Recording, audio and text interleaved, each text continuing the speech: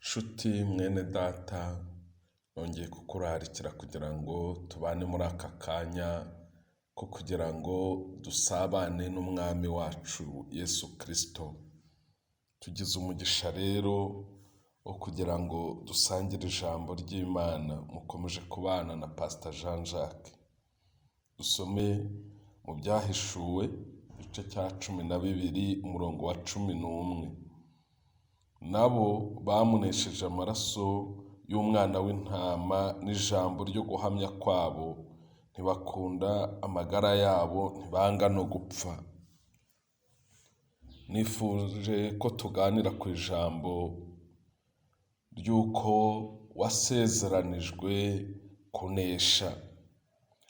Mu isi amahoro yaho ntabwo yuzura, ndetse Bibiliya ivuga ko kuhaba kwacu ubwabyo ari ugufata igihe mu ntambara. Iyo dusomye hariya muri Yobu ibice 7 n'umurongo wa 2. Niyo mpamvu tudakwiriye kumva igikuba gicitse igihe tubonye Satani tugabaho ibitero mu gihe turi hano mu isi.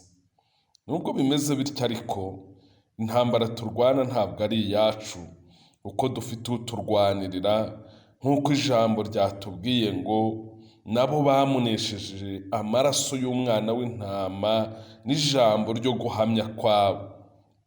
Dusabwa kuba turiho ikimenyetso cy'amaraso ya Kristo, ndetse tugasabwa no guhamya Kristo wayatuviriye, kuko ibindi byose yabikoze, izina rye nirihabwa icyubahiro.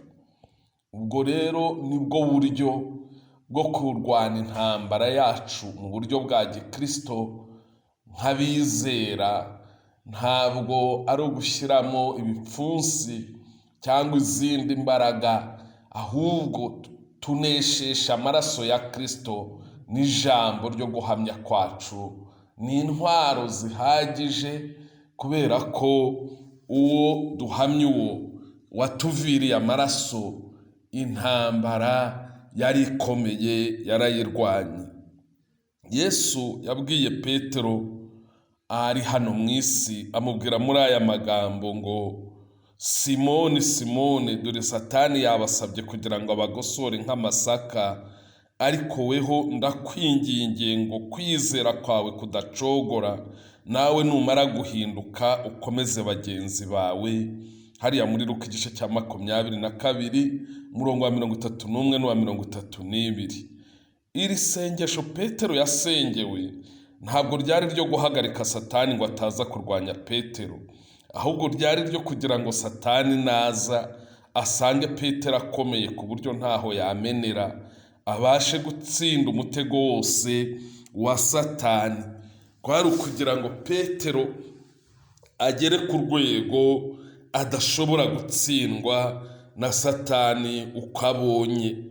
Umwami wacu Yesu rero ntabwo yadusezeranije ko ibigeragezo bitazaza mbere y'uko agenda. Yasize avuze ngo mu isi mugira umubabaro, ariko nimuhumure nanesheje isi. Hariya muri Yohana igice cya 16 umurongo wa 33.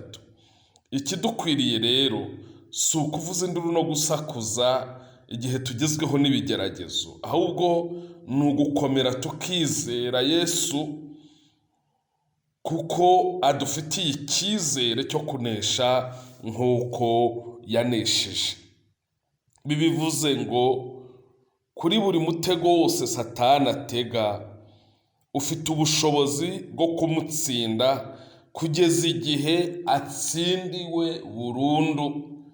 Mu mitego yose uko ayitondekanya, Kristo yasize ubushobozi bwo gutsinda buri mutego, kandi agufitiye icyizere cyo kuzatsinda burundu. Iyo dusomye Yesaya igice cya 54 umurongo wa 15, naho hari isezerano ibigaragaza rivuga ngo ahari bazaterana, ariko sijya uzaba ubateranije. Uzagukoraniraho wese azagwa ari wowe azize.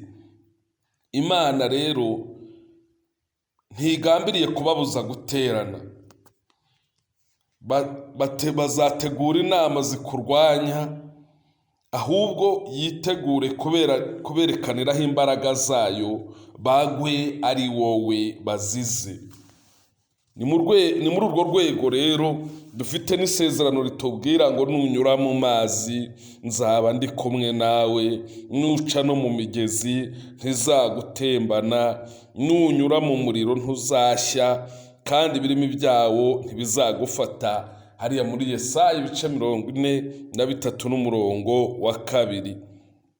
Yesu rero agufitiye icyizere cyo kudatembanwa n'imigezi, cyo kudafatwa n'ibirimi by'umuriro ngo bigutwike, kuko yizeye yuko akurinze nshuti mwene data. Niyo mpamvu udakwiye kumva igikuba gicitse mu gihe ibigeragezo bize. Ndagira ngo rero soze nkubwira ngo nshuti mwene data, kuba wahura n'intambara mu isi si uko Yesu aba yakuretse, ahubwo nuko yizeye ko ufite ibyangombwa byose byo kukurinda no gutuma uzinesha. Ntutakaze kwizera, ahubwo uzirikane ko ufite isezerano ko uzagukoraniraho wese azagwa ari wowe wazize. Uwiteka aguhe umugisha, akugirire neza, anyuze imbere yawe kugira neza kwe kose, mu izina rya Yesu Kristo, amen.